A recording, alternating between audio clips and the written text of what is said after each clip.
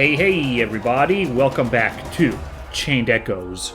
This is the ruins of Shambhala, as we are wrapping it up. No, not Shambhala, the ruins, no, the place is Shambhala. This is the Empyrean Ruins, like the ruins of that monastery place that we've seen in Len's flashbacks, I'm pretty sure. We continued our traversal last time. We had a rollicking good time. We met some funny talking golems, like, that was kind of interesting, like surprisingly verbose and,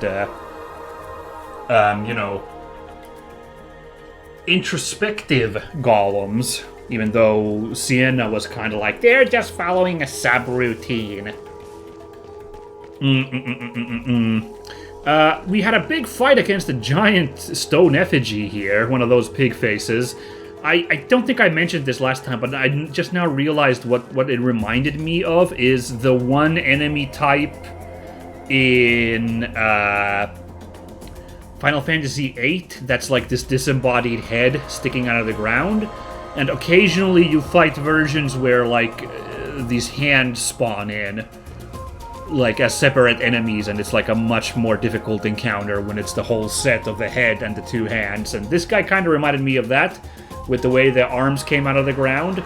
Especially, spoilers for Final Fantasy VIII, the final dungeon that has the multiple, like, optional bosses in it, one of them is that stone head and hands, and after you've beaten it up for a while, like, an actual entire body climbs out of the ground as a little fake out at you. I don't remember what that guy was called, but yeah. So we did all of that, and now we had a little bit of a chat here. Vaen, pieced out after some, ominous lore still. Oh yeah, he said that, the area we're about to go into is too dangerous for him, so I don't know how we're supposed to survive it, but I think we're about to be hit with some huge revelation, so let's go find out. Actually, I was kind of counting already on a cutscene the instant we walk in, but yeah, it looks like we had an ominous walk first to deal with, and then Stonehenge. Got it. Stone tablets! What language are these written in? Can you read them, Len? It's a code of the Leonard Order. I can read it, but I don't remember learning these letters. It's probably the knowledge from your echo. So, this is the true history. Oh, this is gonna be a bombshell. I don't know how much we're gonna have actual gameplay today, if they're about to drop a million huge revelation cutscenes on us, but I imagine if you like these kinds of RPGs, you're into that, so I'm not gonna apologize for that, if that's what's about to happen today. Well, it's none of my business, but after traveling so far, I'm a bit curious. What does it say?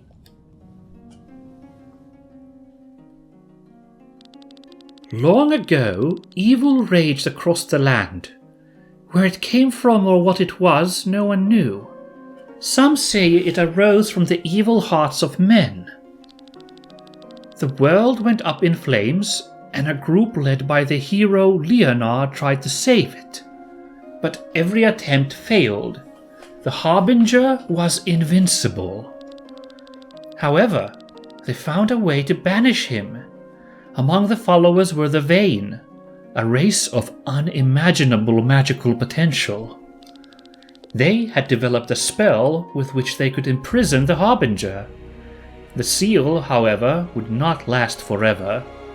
Okay, I will admit at this point, this is a tried and true plot point in these kinds of fantasy RPGs. I should say, I've read some, critique that the plot is, very cliche in this one.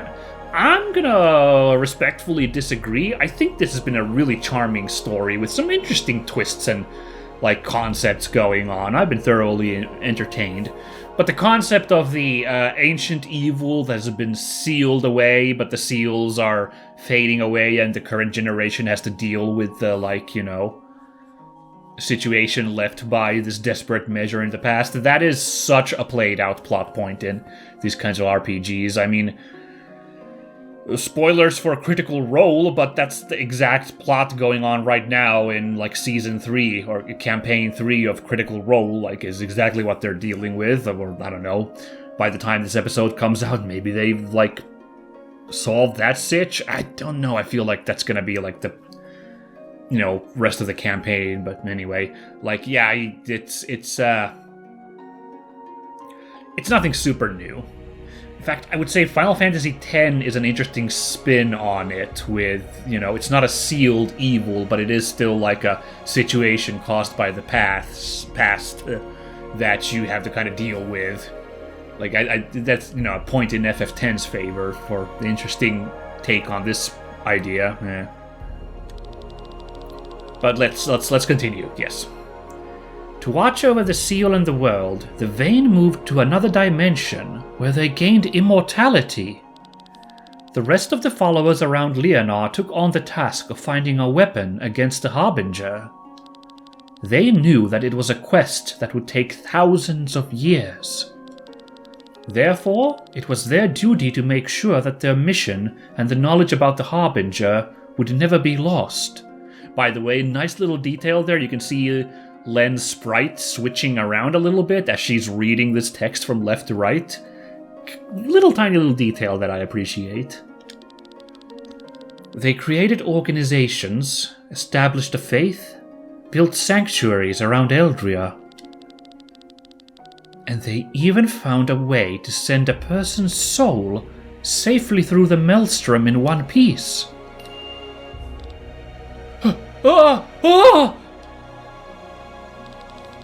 Slow down, Len. Your echo is responding to all this information. Right. There was a whole thing, like, you can't learn too much about your past life, or, like, you go crazy, and apparently Len's past life is intimately related to this lore. I am all right, thank you. Why did they go through all this trouble? People tend to forget. Organizations dissolve, kingdoms fall, traditions change. Over time, much knowledge is lost. That's why we of the Order of Leonar tried to spread all the information as broadly as possible. We even drew on the faith of the people and founded the church. Are you kidding? The church was founded by the heroes of Leonar? You are pulling my leg. Yeah, I think that's like a new piece of lore that's a bit of a twist, yeah. This evil, the Harbinger, is at the center of their faith after all, and the church is eagerly awaiting their Messiah, the Holy Mother. The Maiden of Leonar. In other words, Len here. Yeah, I don't know. I if this wasn't, like, yet, you know, very obvious, I might as well, like, reveal it here, yeah? Yeah, well, like, I guess we already were operating on this knowledge. I'm losing track on who knows what, and which one's just extrapolation that I've made on the plot twists. Okay, I guess it is a bit of a cliche story, because I am making, like, these, like, guesses about the plot that do seem to, like, follow up oft, so, I don't know. If all this is true, was my soul transported on purpose? What is it that I have to do? As written on the stone tablets, we must find a weapon that can destroy the Harbinger once his seal is broken. A weapon powerful enough to kill such a bring. Ugh. Let's try that line again. A weapon powerful enough to kill such a being. Do you mean the Grand Grimoire? Ooh. What's happening here? Oh, this isn't, like, just a Glenn freak out? This is... everyone's perceiving this? That's not good. This doesn't seem good at all. Pure miasma. Watch out, Chris. Oh. This doesn't look so bad. It's just a peaceful little Windows XP desktop background. Yeah. Where are we? Okay. Welcome, Maiden of the Order. Much time has passed since the last of your kind paid her respects to us and asked for our help. Who are you? Well, child, your echo seems to have not yet fully awakened, so let me introduce us. Oh, the Vaen. Wow. We are the Vaen, saviors of this world, conquerors of the Harbinger. Okay, hold on. So, I forget, what were those god things called? The giants that rose up during the Frozen Time scene at the end of Act 2? Were those also the Vaen, or were those like a completely different godlike being controlling the situation? I don't know, because they could have been materializations of these guys. There were 3 of them, if I remember correctly. I don't know. You are the people who sealed the Harbinger. Sealing him, we did. If it had been in our power to kill him, we would have done so. However, thousands of years ago, no weapon existed that could harm him. You know what's a really interesting quick thing here? The fact that they're using the kind of, personal pronoun him for the Harbinger, rather than it being more of a person rather than a creature which would have used it, right? Or a force of nature even, like a non-animate being, Oh, sorry everybody, just a second. Sorry about that, got hit with a necessary phone call again mid-recording. I know, it's so unprofessional of me. It's been 10 years, you'd think I'd figure out a system to avoid this, but here we are. Right, where were we? Yeah. Thousands of years ago, no weapon existed that could harm him. The Harbinger who, as I mentioned, was, interestingly, a he-him situation. Since then, we have been waiting here, watching over Eldria, until a weapon is found. A weapon? Like this stone, perhaps? The grimoire that was stolen from us. So, you possess it now. What a twist of fate. But you may keep it, maiden, for it is of no worth to us. Interesting, because Vaen, I think, was the one who stole the grimoire. And he was being chased by the gods, the eyeballs in the sky looking around for him, I believe. Was that, the end of Chapter 1, or Act 1, sorry. But now they're saying it's not necessary? Huh. Okay. I don't know. Can we use it to defeat the Harbinger? With this toy?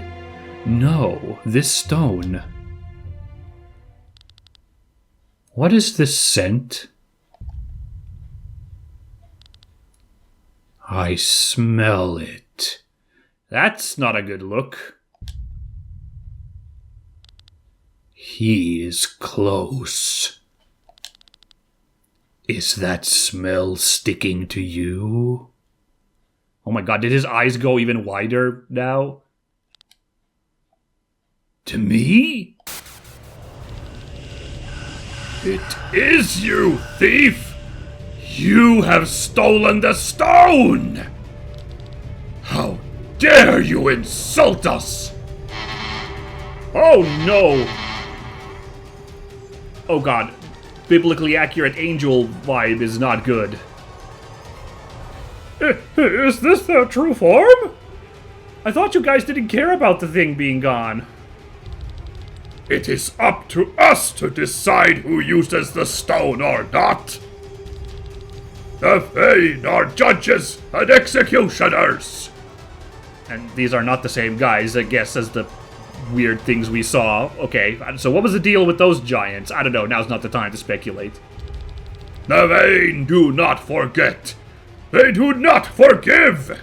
The Vaen have been too long on unsavory parts of the internet, by the sounds of it. Destroy the boy. Destroy! Well, that's lucky. Apparently, Sephiroth came in and sliced the seed in half. Okay. So that must be why Gwaine said he couldn't come here, because Gwaine's the actual thief, right? I'm remembering that right? Like the scene where, the thing was going on, the eyeballs in the sky. So apparently they did care about that, huh? Fickle, these Vaen. We're back? What is going on here? Someone just cut off our link to the Vaen. Gwaine?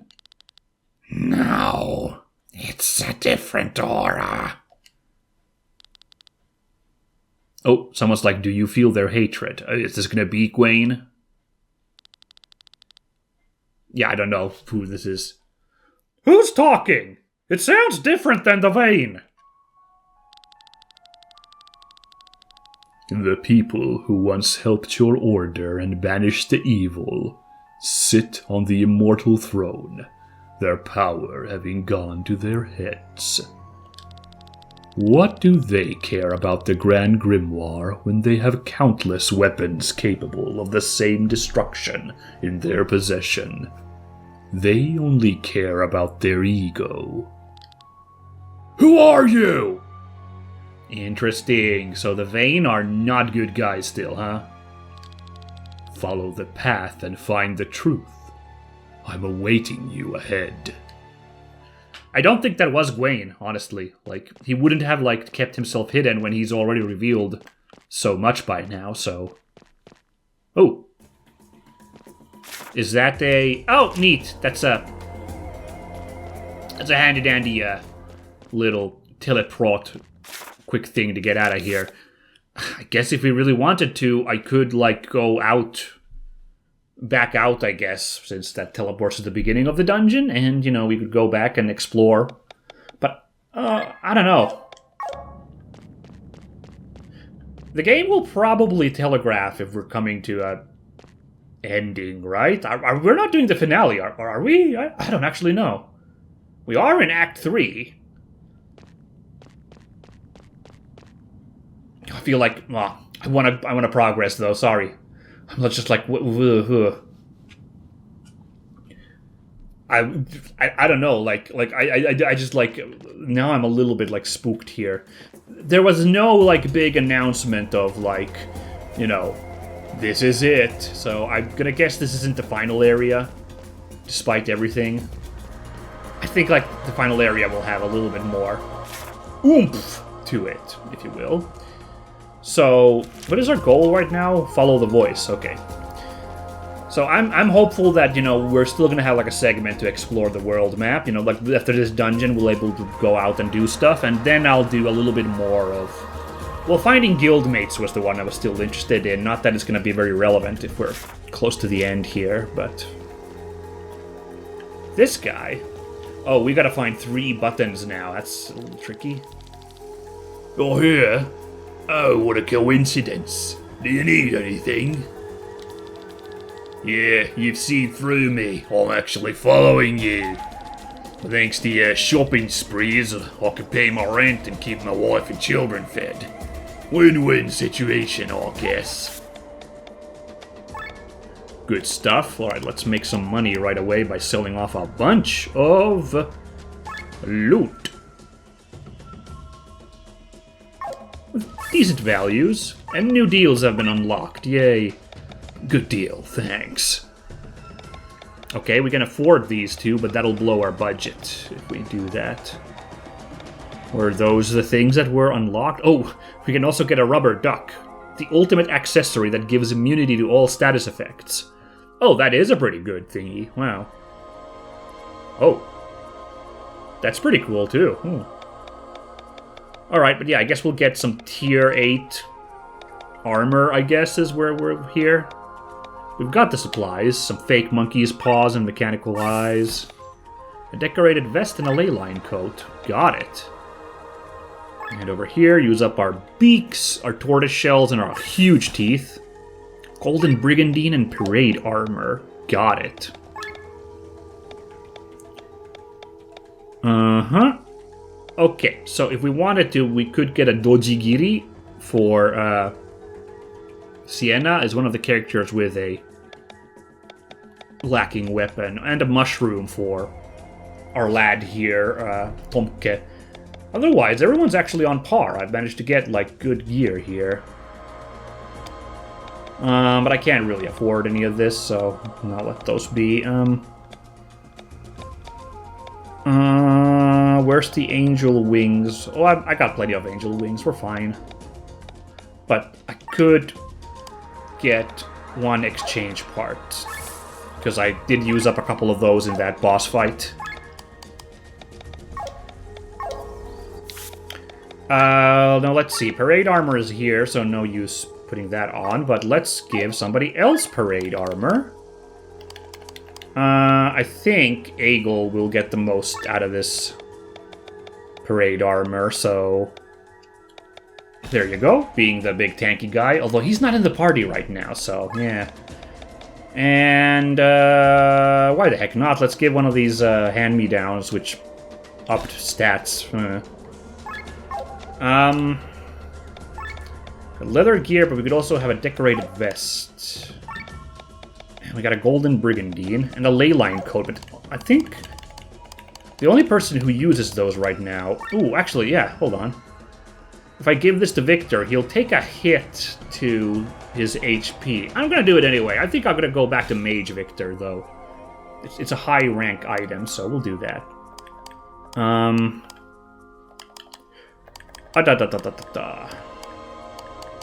Wow, that metal Akaton is like... No, Gemstone Jerkin is like really low tier, so... Should I just give... Domka's not in the party, though. Neither is Rob, though. I'll give it to Rob, just in case. I think I'll have him more in the party than Tomka. But I'll give this Akaton as a hand-me-down to Tomka. Then it's just a question of who do I give the decorated vest to. Like, could go to Micah or Sienna. I think Sienna's got those, like, evasion effects, right? So our armor might be less important for her. So let's stick that on Micah. There we go.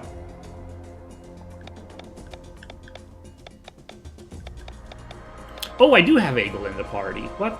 Oh, right, because I had Tomke in the party because the side quest, I kind of felt like I had to have him, but now I've sent him back out, so never mind. Okay. Groovy. Alright, so, yes, we have a bit of a puzzle here now awaiting us. So here is blue. We can't affect that yet. We're gonna have to find a way to have all three shut off. For now, we can shut off that.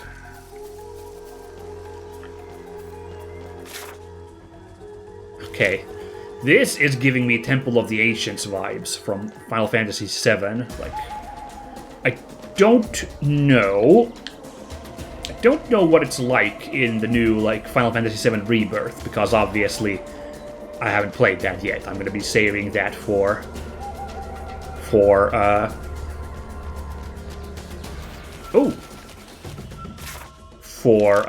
playthrough on the channel, once it gets a PC port. There's the golden one, huh? Okay, hold on now. Alright, I'm not going to flip the golden one yet, because we're going to be shut off over here if I do that, so we'll just keep that in mind. Apparently there's a golden one over there.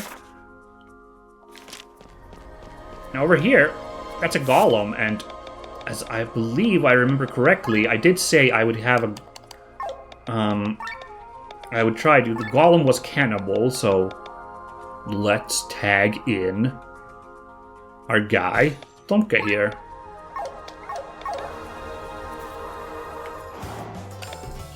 Ooh, I don't remember how these guys worked. Remember, one of them was weak against magic, the other against physical. I think the red one was physical, maybe? I don't know. Let's take these ads out. Oh no, wait, it says canned. Did I really can the golem? It's got the little check. Oh no, the marker is there that it can be canned. Right, but I haven't canned it yet, obviously. Die! Oh my god. Stupid. Oh, that's big damage. That's the one that's weak against physical, so we're gonna gang up on that red clock spider. Wow, what a brain fart from yours truly. Okay. No worries. Ooh. Ugh. Spreading out that hurt. Alright.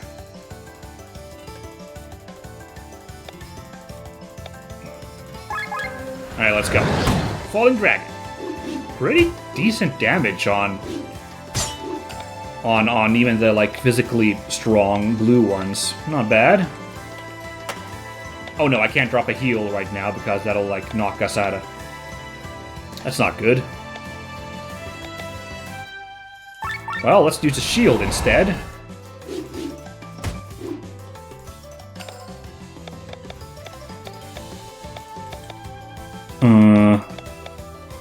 Well, we can heal up right here.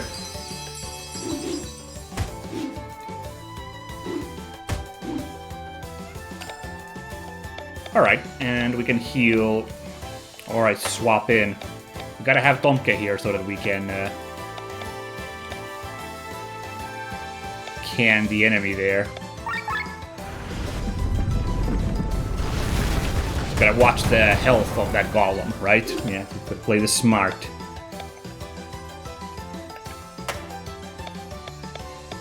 Okay, oh yeah, they're all weak against water, so there you go. Oof.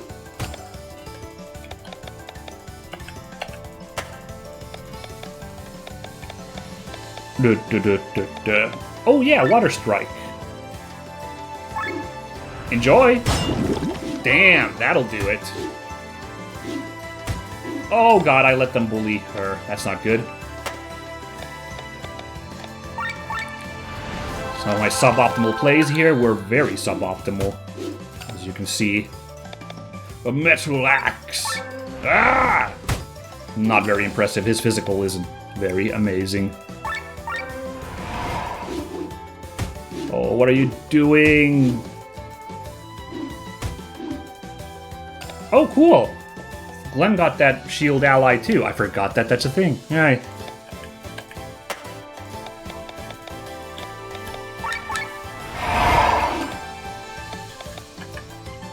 I'm still being crazy here, I know.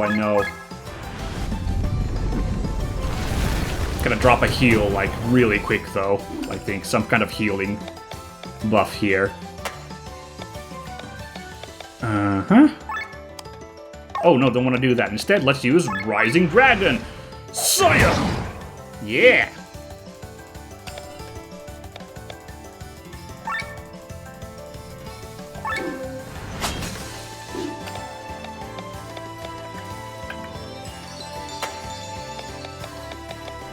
Okie dokie.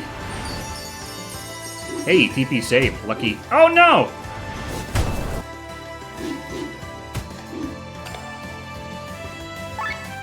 Okay, that golem is nowhere near 30% health yet, so this one's still got some work to do here, alright?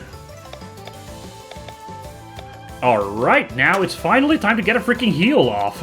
I was playing pretty fast and loose there, I think getting a heal off is more important than getting Micah back up, especially with all these enemy attacks coming our way. So, hold on, they're all weak against water. Yeah, so water coat is actually an incredibly good idea here.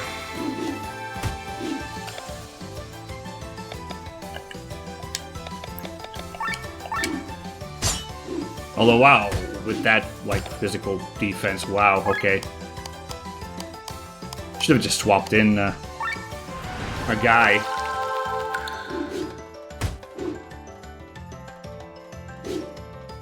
Oh yeah. Oh no. If we can survive to,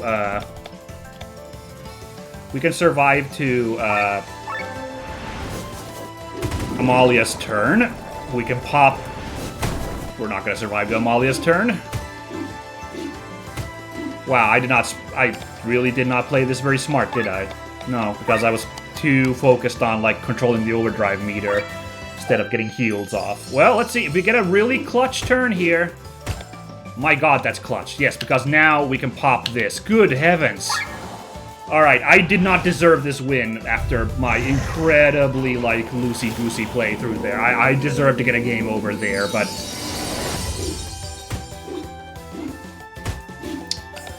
Paid off, so it goes. See if I can play a little bit smarter after that nonsense. Yeah, there you go. Okay, that golem's getting close now. Hold on, can we... I don't think it's 30% yet, but I'm gonna risk it. I got it! That was 30%, nice! Or did I give him an ability that like actually increases it? I remember there being somewhere where like increases the threshold, but... Anyway, new ability finally, fantastic. Let's find out what that is in a bit.